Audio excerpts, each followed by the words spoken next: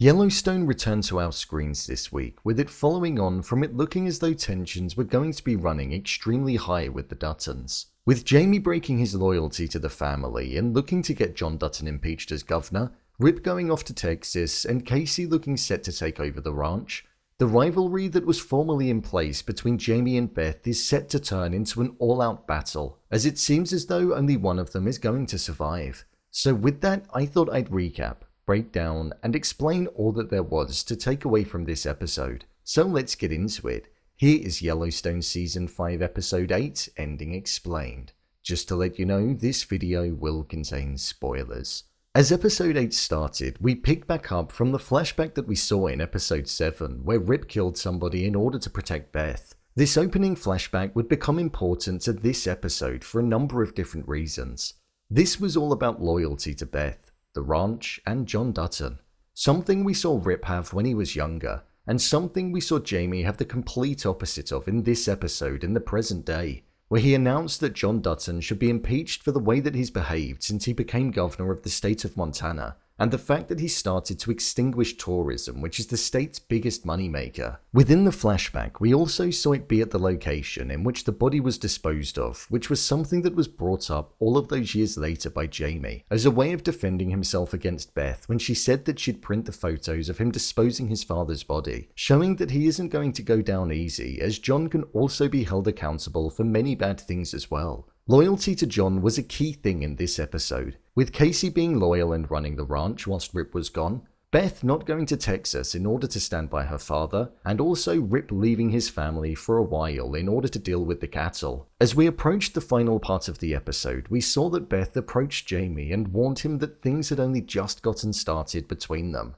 Jamie believed that Beth and John would go after him, and he'd end up being killed. So instead of going on the defense and getting security, it looked as though he was also going to go on the offense and aim to take out Beth and also John. Both Beth and Jamie are going for each other, and I do firmly believe that only one will survive. Let's break the rest of the video down by the ending for the characters.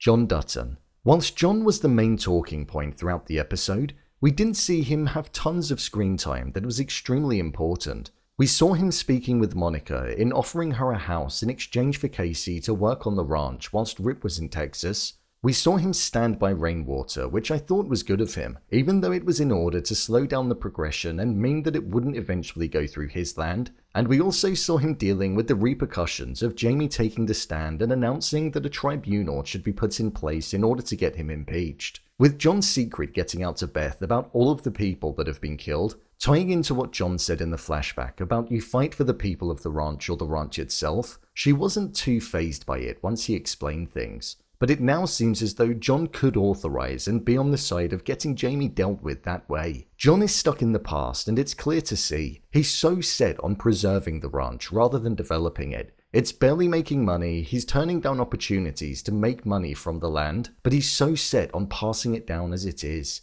even if it means that it's not profitable. So I'm intrigued to see where his arc is going to go, especially with it seeming as though Jamie is going to try and have him taken out in two different aspects. Jamie. Jamie has well and truly come into his own. Well, Sarah's own. It's taken her to bring out his true intentions. He's the villain of the show, and even when he walked in, the score that was behind him was villainous and something you'd imagine being behind a villain in a movie as they entered. He's double-crossed his family and is looking for John to be removed from office due to him wanting to hold the position. I do also believe that Jamie believes that John is bad for the ranch and the state, as all he does is put his own visions first, and they're very outdated. Sarah has her own intentions, and I don't think she does truly care about Jamie like she's making out. And I think she'll be at the heart of his demise, because I feel like he will be the person who ends up being harmed. And even if he doesn't die, he'll be left on his own. Jamie has expressed his interest in taking out his father and his sister, so it will be interesting to see where he gets with that, especially seeing as though Sarah is being adamant on meeting with the firm that does that kind of business, meaning that maybe she could go behind his back. From episode 1, it was painted to us that it was only going to be either Beth or Jamie that survived, and we're now fast approaching it.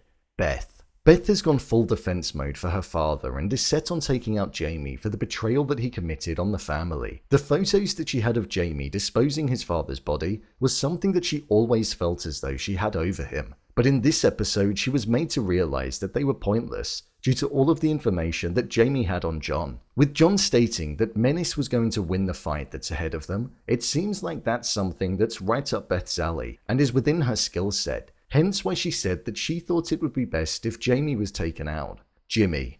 One of the first things that we saw in this episode in the present day was Jimmy returning to the show for the first time since season 4. We saw that he was working on the ranch in Texas where Rip and the rest of the crew were heading towards in order to try and keep the cattle safe. It seemed as though he settled into his role on the ranch relatively well, considering that he was sent there as a last-ditch attempt to make a cowboy of him. With us seeing his partner as well, it looked as though he's built some kind of a life down in Texas. So with Rip and the rest of the crew from Yellowstone heading their way, it'll be interesting to see how they'll pick back up. Kayce and Monica.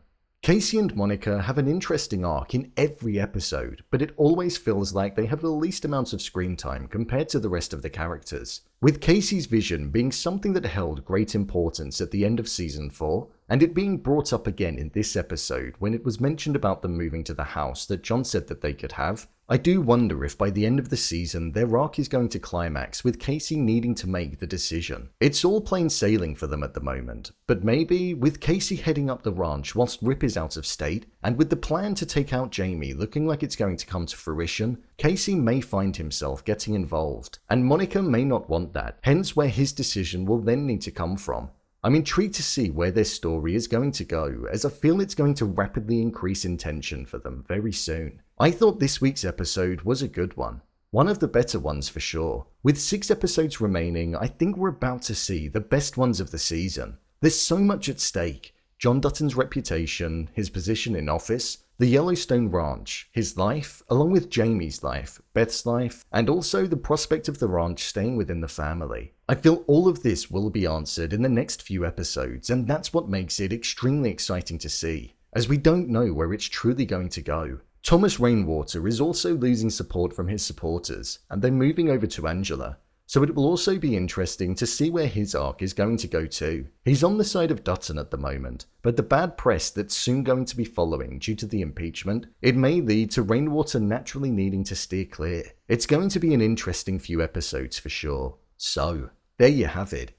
Yellowstone Season 5 Episode 8, Ending Explained. If you want to see more videos such as Endings Explained, Theories and Predictions, and Character Breakdowns, then click on the I button. Or alternatively, you can head over to my channel where you'll find them all. If you'd like to give me a show or movie that you'd like me to review, then head over to my Twitter, @BrainPilot_, and tweet me what show or movie you'd like me to review next. And finally, if you'd like to see what I rate the latest movies that don't quite make the cut to getting a dedicated video, then head over to my Letterboxd profile. It's where I rate the latest releases in real time. What did you think of this episode? Leave a comment down below. And don't forget to subscribe. I'll see you next time.